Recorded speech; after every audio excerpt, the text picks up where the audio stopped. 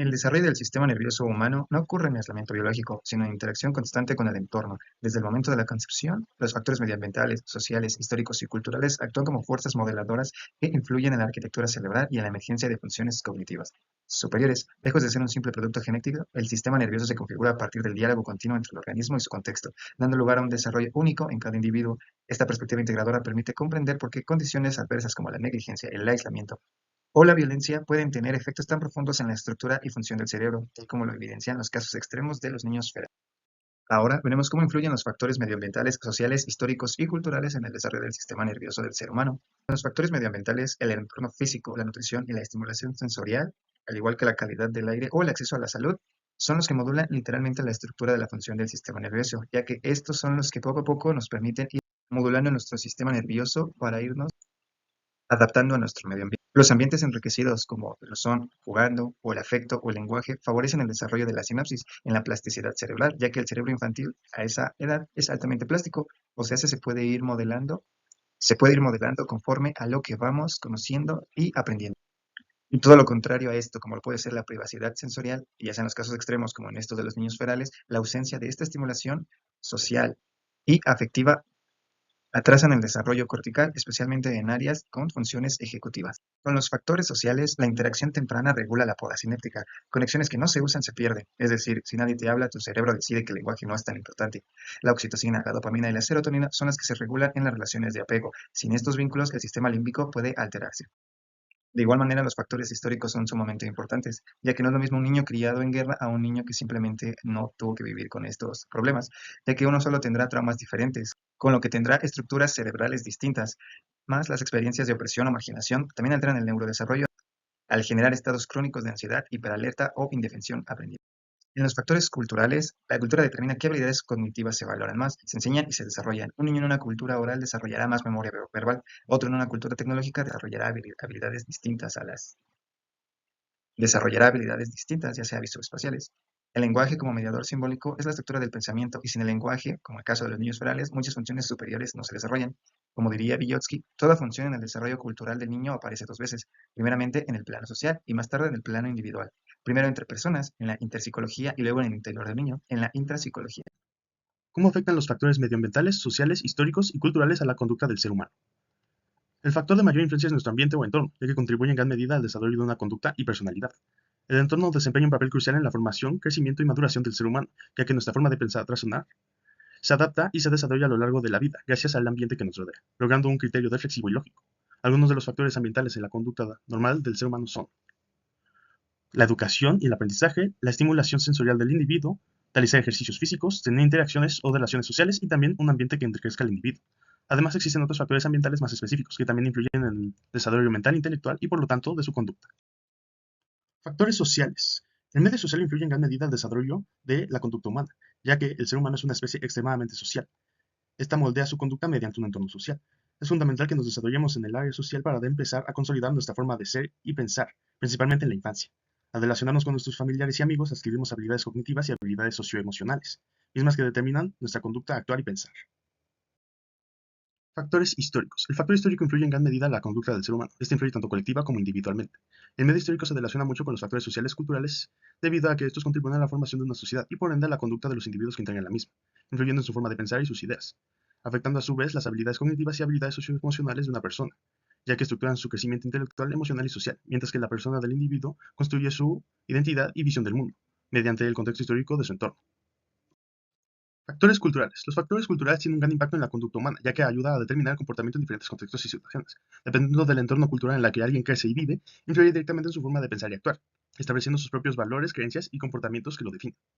El factor cultural va de la mano con el factor social, sin embargo, en el área cultural se profundizan y abordan conceptos como las religiones y creencias, e incluso mitos y prejuicios que caracterizan a la cultura en la que uno se desarrolla y forma. Si una conducta es rica en cultura, esto permite que el individuo contemple múltiples perspectivas y pensamientos, logrando ampliar su criterio y su forma de relacionarse en su día a día con sus semejantes. Continuando con el tema de la influencia de los factores en el desarrollo del ser humano, ahora explicaré qué factores medioambientales, sociales, culturales, históricos pudieron haber afectado en el desarrollo del caso de Sebastián. Comenzando con los factores medioambientales, podemos observar que Sebastián creció en un entorno natural en el cual estuvo expuesto a condiciones como el aislamiento, cambios climáticos, a una mala alimentación, la falta de higiene y de una atención médica, los cuales afectaron a su desarrollo físico y neurológico. Además, al estar enfocado en sobrevivir a las dificultades que se le presentaban en su entorno natural, podemos ver que esto le limitó en el desarrollo óptimo de las habilidades superiores como el lenguaje y la motricidad. En cuanto a los factores sociales, Sebastián se desarrolló en un entorno sin vínculos ni interacciones con otras personas, como figuras de autoridad y amistades. Esta falta de relaciones humanas impidió que se desarrollara en Sebastián el lenguaje, la empatía, la regulación emocional, el aprendizaje y habilidades sociales.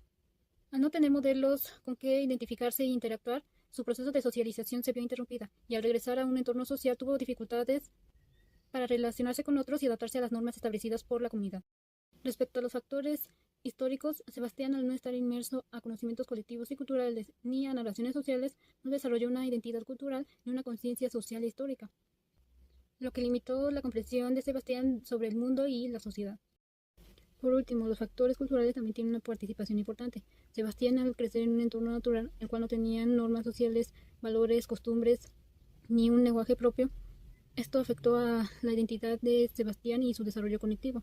Al ser rescatado, se enfrentó a una cultura totalmente desconocida y diferente para él, lo que le generó confusión y dificultades para aprender y integrarse a ese entorno nuevo que es tanto social, cultural, histórico y medioambiental. Continuando con el caso de Sebastián, un niño que vivió una experiencia extrema y de aislamiento desde los 3 años hasta los 13 años, que pasó su infancia sin una integración social ni acceso a las influencias sociales, culturales y históricas que conforman el desarrollo del ser humano. Posteriormente, al ser rescatado, Sebastián mostró características significativamente distintas a las de otros niños de su edad. No permite el contacto físico, camina en cuclillas, no habla de forma adecuada, se aísla, se resiste al contacto visual, no suele vestirse de forma correcta y no puede usar objetos cotidianos para comer o asearse. En este contexto, la psicología no puede limitarse a una intervención clínica. Es necesario un enfoque mucho más humano, sensible y uno que se base en la ética del cuidado, donde el respeto y la empatía sean fundamentales para el proceso de rehabilitación de Sebastián. El apoyo psicológico que necesita Sebastián es de reconocer su vulnerabilidad, su sufrimiento y su dignidad.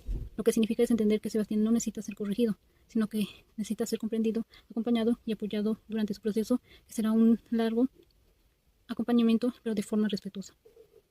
Para que Sebastián pueda adaptarse a este nuevo ambiente social, necesita una atención integral, interdisciplinaria y personalizada, donde se crea un entorno seguro para Sebastián, donde se sienta confianza y bienestar en ese entorno. También Sebastián necesita una atención psicológica especializada en ayudarle a reconocer y expresar sus emociones.